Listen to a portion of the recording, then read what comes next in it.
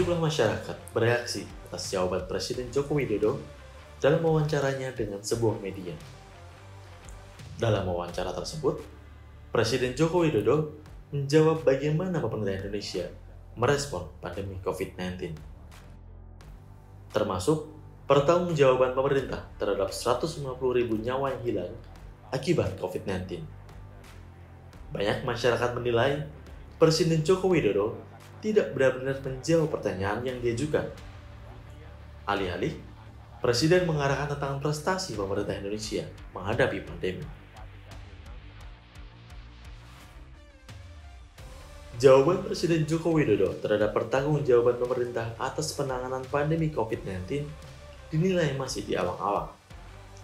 Alih-alih menjawab pertanyaan tentang bagaimana pemerintah menghadapi pandemi COVID-19, Presiden Joko Widodo justru mengarahkan jawaban pada ketidaksiapan fasilitas kesehatan di berbagai daerah.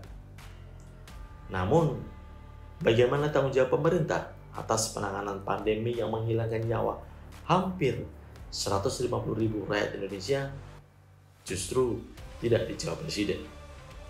Dulu tuh kita selalu menganggap sepele ya, selama beberapa bulan terus sempat menganggap sepele ya, dan itu yang menjadi kunci keterlambatan penanganan pandemi kita ya sampai dengan saat ini gitu ya. Negara yang bisa cepat menangani adalah negara yang mereka pro kepada ilmu pengetahuan gitu ya.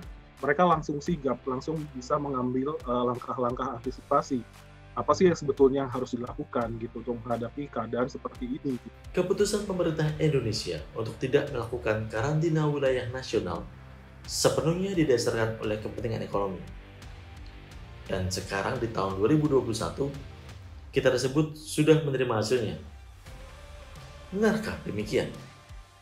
Apakah kita benar sudah menikmati hasil dari keputusan pemerintah untuk tidak melakukan karantina wilayah nasional? Kita belum benar-benar pulih dari katakanlah situasi COVID ya. Indikasinya bukan hanya growth kan hanya sifatnya menunjukkan perbaikan ekonomi, tapi belum pada titik sesungguhnya. Misalnya apakah kita juga diiringi kenaikan pendapatan per kapita kita sudah sama belum pada sebelum COVID, itu indikasi kesejahteraannya. Yang kedua, apakah indikator kemiskinan kita itu sudah sama belum dengan sebelum COVID, termasuk tingkat pengangguran. Komitmen pemerintah Indonesia terhadap perubahan iklim dunia juga masih dipertanyakan. Meski Indonesia menjadi salah satu penyumbang hutan terbesar di dunia, namun Indonesia juga berkontribusi terhadap perburukan iklim seperti deforestasi, polusi dari batu bara, maupun jalanannya. Masih galau sebenarnya kan dari sisi konsep, dari sisi mindset pemerintah ini pengambil kebijakan ya mungkin timnya Pak Jokowi ini masih galau sebetulnya. Saya lihat apakah ini akan ke lingkungan, kita akan punya komitmen yang kuat untuk iklim, itu dia masih galau. Jadi berubah-ubah saya lihat ya, dan ini sangat terlihat dari komitmen belum implementasi. Komitmen aja masih berubah-ubah. Terlebih lagi, pidato Presiden Joko Widodo di pertemuan COP26 semakin menunjukkan kegamangan komitmen pemerintah terhadap penanganan perubahan iklim. Salah satunya adalah pernyataan Presiden Joko Widodo mengenai rencana peralihan ke sumber daya energi terbarukan.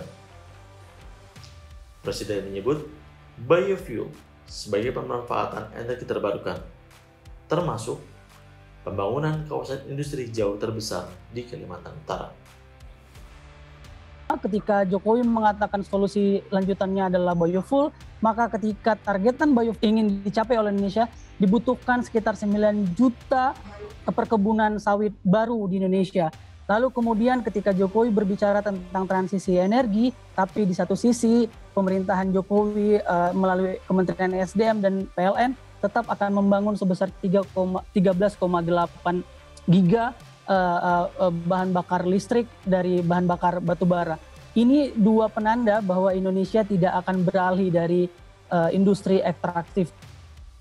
Banyak komitmen pemerintah Indonesia masih patut dipertanyakan, mulai dari penanganan pandemi, pemulihan ekonomi, hingga kontribusi terhadap perbaikan iklim dunia. Apakah pernyataan Presiden Joko Widodo sekedar mimpi-mimpi yang jauh dari kenyataan di negara kesatuan Republik Indonesia ini?